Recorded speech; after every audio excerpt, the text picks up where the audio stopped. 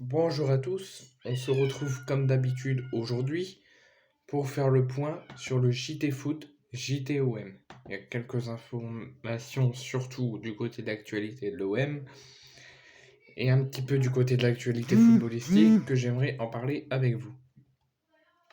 Première information, on va revenir sur la déclaration de l'entraîneur du FC Nantes, Antoine Koumboiré, qui a reçu encore une question sur Lionel Messi dont on s'est posé quasiment dans toutes les conférences de presse et tous les clubs de France depuis l'affaire Messi, qui a réagi sur l'affaire Messi qui a été en Arabie Saoudite sans l'autorisation du club, et en gros, il défend.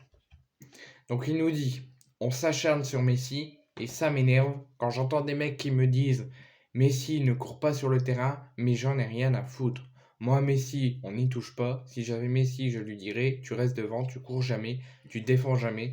Par contre, on te donne les ballons, j'ai envie de te voir jouer, t'amuser ou briller. Mais aujourd'hui, on est en train de tomber sur un mec, c'est honteux. Messi, je suis amoureux du joueur, on ne touche pas à Messi. Je suis amoureux du jeu, un amoureux de ce joueur. C'est honteux ce que je vois là, et tant mieux, il va repartir et je suis super content qu'il parte. On ne le mérite pas, merci Messi. Là, on ne comprend pas. Est-ce qu'il le défend? Est-ce qu'il est fan de Messi, il veut qu'on le respecte? Est-ce qu'il, entre guillemets, le défend, mais entre guillemets, il veut son départ?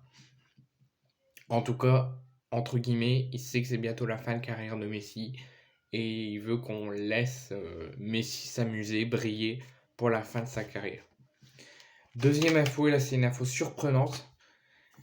Jusqu'à confirmation, jusqu'à retournement de situation que vraiment ça se ferait pas, mais et jusqu'à que Zlatan démente les rumeurs ou démente l'officialisation, ou que Milan démente, il y a des rumeurs concrètes de journaux sportifs concrets qui nous annonce que Zlatan Ibrahimovic devrait poursuivre encore sa carrière à la fin de la saison et devrait quitter l'AC Milan pour rejoindre, attention vous êtes prêts, pour rejoindre l'AC Monza.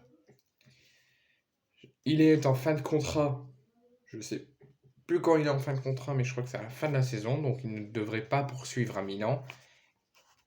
Et il devrait même, à 41 ans, rester dans le haut niveau et signer à l'AC Monza. Troisième point, on va revenir sur un tacle, sur le clash Daniel Royolo, journaliste à RMC, et Olivier Dacour, qui se sont un petit peu clashés, qui se sont un petit peu répondus sur l'affaire Neymar, sur l'affaire des supporters qui sont venus devant le domicile de Neymar. Donc je vous explique, retour en plein cœur de la fronde des supporters du PSG à l'encontre de la direction du club et de certains joueurs.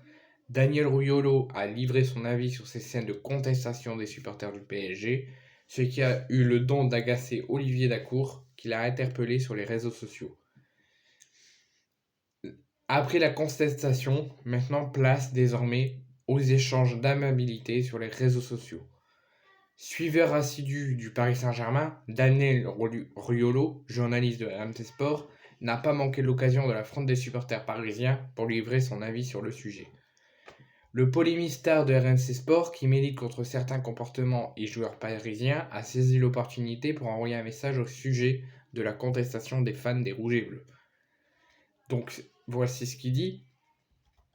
Donc certains n'ont pas aimé la manif des supporters du PSG hier, les mêmes qui se plaignaient de la non-réaction des mêmes supporters au stade. Ah, il avait lancé ça sur Twitter après qu'il a été informé de la contestation des supporters du PSG devant le domicile de Neymar. Ensuite, Olivier Dacour lui a répondu, donc ce message n'a pas plu du tout à Olivier Dacour, qui lui a répondu sèchement: légitime devant le siège, mais inconcevable devant la maison d'un joueur. On va envoyer des gens devant chez toi quand tu diras des conneries, et Dieu sait que tu en débites, tu verras l'effet que ça fait. Un message qu'il n'a pas entendu bien longtemps avant de recevoir une réponse de Daniel Riolo. Tu as toujours défendu les mercenaires, chacun son métier, quand il faut manger, on vient dans les médias des affreux journalistes. Vous êtes beaucoup dans ce genre, à la Roma ou ailleurs, tu aurais trouvé ça normal car culture foot, en France, on doit tout accepter. Donc là, ça va encore être des débats qui vont se poursuivre encore ces prochaines heures, ces prochains jours, ces prochaines semaines. et peut-être on verra jamais le bout du tunnel, mais un clash débute entre Riolo et Monsieur Olivier Dacour. Quatrième point, un point assez surprenant quand même. En 1986, l'Argentine est devenue championne du monde. Et dans la même saison, dans la même année, entre 86 et 87, Naples a remporté la Serie A. C'était il y a 33 ans. 33 ans de disette pour Naples. Naples n'avait pas remporté la Serie A depuis 33 ans. Ils l'ont remporté cette année. En 86, l'Argentine a remporté la Coupe du Monde. En 86-87, Naples a remporté la Serie A. 2022, l'Argentine remporte la Coupe du Monde face à la France. Et dans la même année, enfin la saison 2022-2023 de la Serie A, Naples remporte la Serie A. L'histoire du football se répète depuis 33 ans. Il y a 33 ans, je vous refais une conclusion, il y a 33 ans, en 86, l'Argentine a remporté la Coupe du Monde. Dans la même saison, la saison de Serie A 86-87, Naples a remporté la Serie A. Il n'y a plus rien qui se passe, l'histoire se termine juste pendant 33 ans. 33 ans plus tard, ça recommence et ça se répète. L'Argentine gagne la Coupe du Monde et Naples remporte la Serie A. Est-ce qu'on aura ça dans les années à venir encore et pendant une éternité? On verra bien. Petite nouvelle info et la dernière de ce JT Foot. On se dirigerait vers un départ de Lionel Messi du Paris Saint-Germain. Officiellement, j'en ai même fait une vidéo, le PSG n'a pas officialisé, personne n'a officialisé, mais ça sort dans différents journaux sportifs, donc c'est officiel. Messi va mettre un terme à son contrat au PSG à la fin de la saison. Il va quitter le PSG officiellement. Ça risque d'être officiel vers la fin de la saison, quand la saison sera terminée très certainement. Et Messi a avoué auprès d'RMC, avant de faire des excuses publiques sur les réseaux sociaux auprès du PSG concernant son voyage avorté à l'Arabie Saoudite, donc son voyage non autorisé, donc il s'est excusé publiquement, mais quelques heures avant, Messi a avoué auprès d'RMC Sport qu'il est prêt à diviser son salaire par 3 pour revenir la saison prochaine au FC Barcelone. Donc, est-ce qu'on va se diriger vers, en fin de saison, soit une fin de carrière totale de Messi, ou soit une poursuite de sa carrière dans son premier club, le FC Barcelone. Donc ce JT Foot est terminé. Merci de l'avoir suivi. Première info de ce JT OM. Aujourd'hui, c'est un jour triste. C'est un jour à la mémoire des victimes de Furiani. En ce jour triste pour la Corse, plus particulièrement, mais en ce jour triste aussi pour la France, Pablo Longoria, le président de l'OM, Jean-Pierre Papin et Basile Boli se sont rendus en Corse aujourd'hui pour une journée complète pour rendre hommage aux victimes du drame de Furiani le 5 mai. Le 5 mai, je ne m'en souviens plus exactement l'année. Le 5 mai quelque chose, je me souviens, désolé, c'est peut-être honteux, je me souviens plus de l'année, mais voilà, je l'ai là. Le 5 mai 92, il y a eu le drame à Furiani. Aujourd'hui, on est le 5 mai.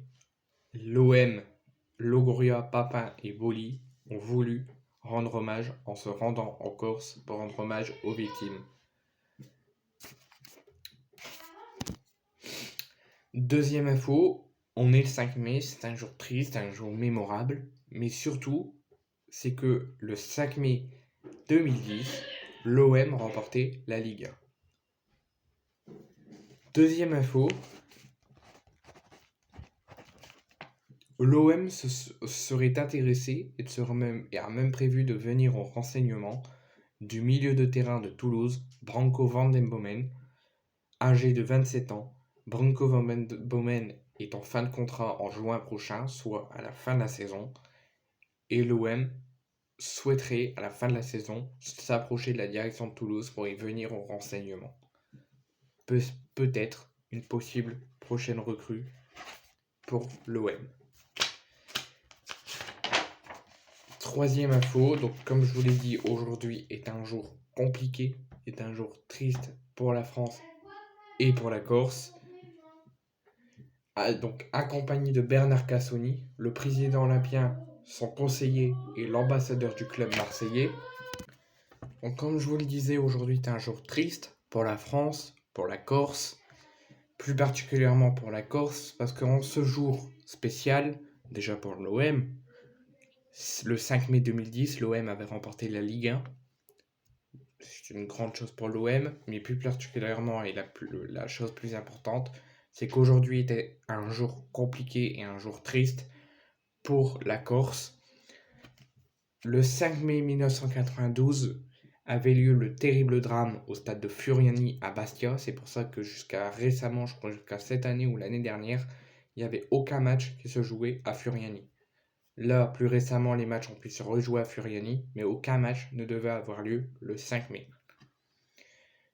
Accompagné de Bernard Cassoni, le président olympien Pablo Longoria, son conseiller Jean-Pierre Papin et l'ambassadeur du club Basile Boli, ont déposé une gerbe et ont rendu hommage aux victimes, aux 19 morts et 2357 blessés, sur la stèle érigée au stade Armand Césari pour rendre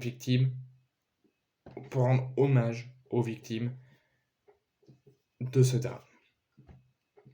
Quatrième info, je vous annonce que normalement devrait en avoir plus, mais pour l'instant, plus de 1000 supporters olympiens devraient garnir le parcage à Bollaert pour le match de demain soir contre le Racing Club de Lens. Et dernière info, Cristiano Ronaldo, pour ceux qui ne le savaient pas, est l'ambassadeur de l'application LiveScore.